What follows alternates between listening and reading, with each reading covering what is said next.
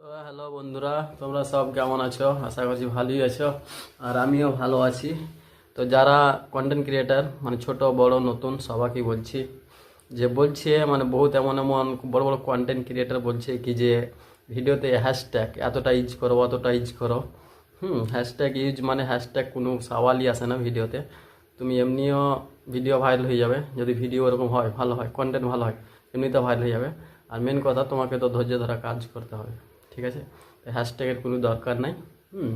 আর 2 নম্বর কথা, যে বলছে কি যে এটা অন করবে, ওটা অন করবে, এটা অন করবে, তো সেট আপ পেয়ে যাবে।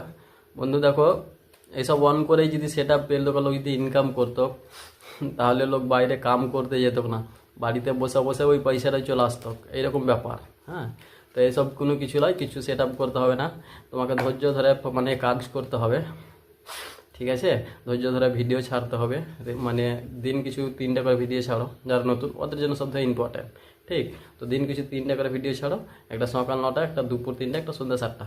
আর আমি যে বলছি মানে হ্যাশট্যাগের কথা বললাম যেটা প্রথমে, যদি তোমাকে আমি যে লাগছে কি এমনি বলছি তোমাকে, তাহলে যারা বড় বড় মানে কন্টেন্ট ক্রিয়েটার আছে ওদের, আর তোমরা তো ভিডিও দেখতে পেয়েছো না, দেখালয় ওদের কি ভিডিওতে দেখতে পাও না? ওরা কি হ্যাশট্যাগ লাগেছে কি, মানে কিছু লেখছে? কিছু তো লেখে না।